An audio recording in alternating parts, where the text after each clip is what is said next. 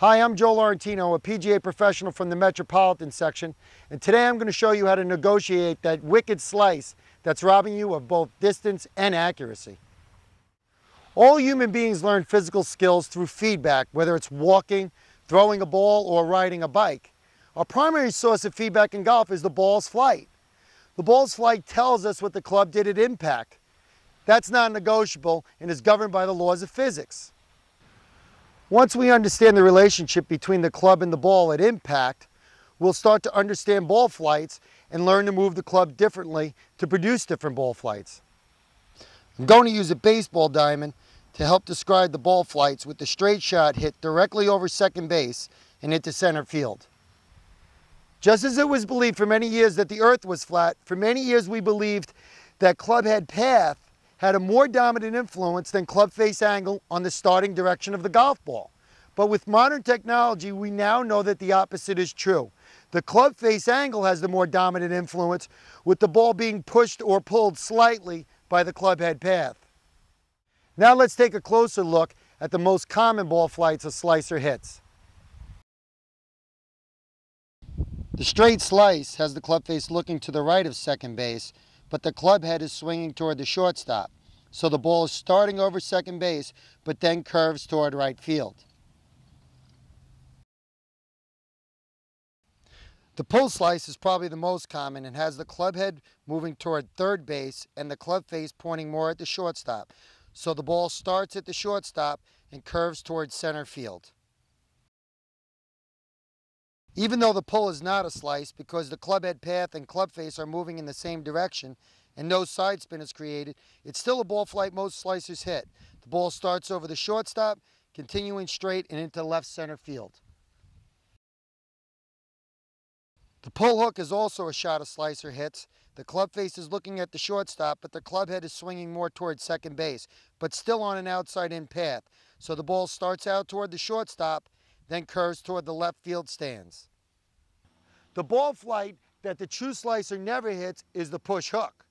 That's when the club head is traveling out toward right field with the club face more at the second baseman, sending the ball out toward right field and coming back to second base. But that's a ball flight I want you to learn for two reasons.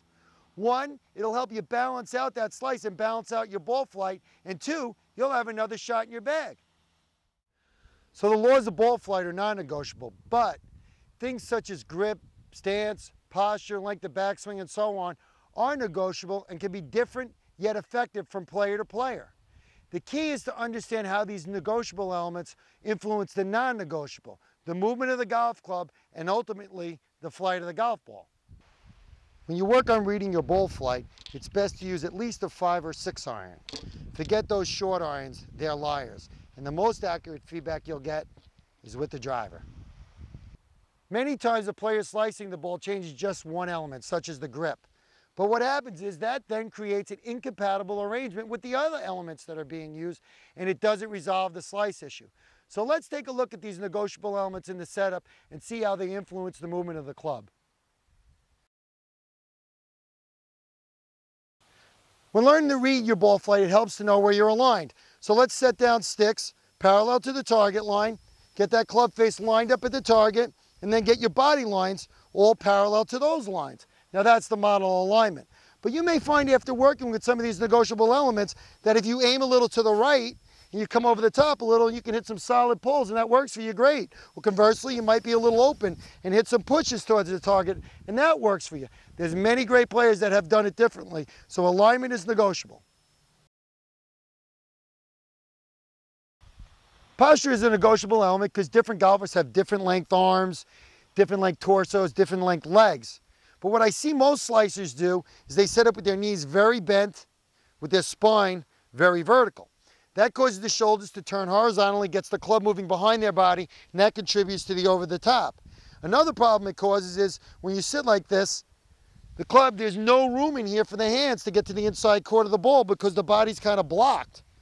When you set up with better posture and more effective posture, you're going to tilt from the hips, keeping the back relatively straight, and just a little bit of knee bend. That's going to get those shoulders moving on a better plane, which will get the club moving on a better plane. It'll also give you the space you need to get the hands and arms moving that club to the inside corner of the ball. The grip has the most influence over the club face direction at impact. The hands are turned more to the left into an open face position, while the face will be more open at impact. Conversely, turning the hands to the right into a stronger, more closed face position will close the face more at impact, and that will help take some of that side spin off the golf ball. Now, in addition, you need to keep your hands relaxed to allow the club face to rotate. Slicers are conditioned to hold the face open to get the ball to curve back to the target line. So you're going to need to relax a little bit and allow that club face to rotate as it goes through impact. Because the club is moving on an arc, where the ball is played, ball position in your stance will influence the path of the club head. I'm going to exaggerate to make a point here, but if I had a ball all the way back here in my stance, I could easily hit that from the inside, but I couldn't hit it from the outside. Conversely, if I had a ball all the way up here in the front, I couldn't hit it from the inside, but I could clobber it from the outside. Ball position with the driver can go anywhere from the instep to the heel to even a ball's width back of the heel. This guy, for a slicer, we want to get rid of him. You're going to work with the ball being off your heel or just another ball's width inside that heel, and that'll definitely help you get the club moving more inside on the downswing. Here's a great exercise to help you get that club head moving on a more inside-out path. Place an object, such as a head cover, just outside the club head so you can take the club back without hitting it, and just behind the ball. The object here is don't hit the head cover. If you come over the top, you'll bash into that head cover long before you'll get to that golf ball.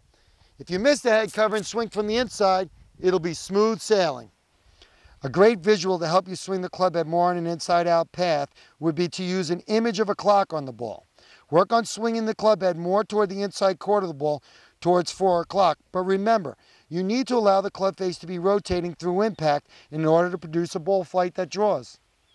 In the end, you may find that adjusting only one of these negotiable elements will get you to start hitting the ball straighter. But my experience is that you're going to need to change probably 2 of them or more to get that ball to draw. So use trial and error. Work with these negotiable elements until you find that compatible arrangement that will kill that slice once and for all and get you drawing the golf ball. Enjoy hitting straighter and longer golf shots.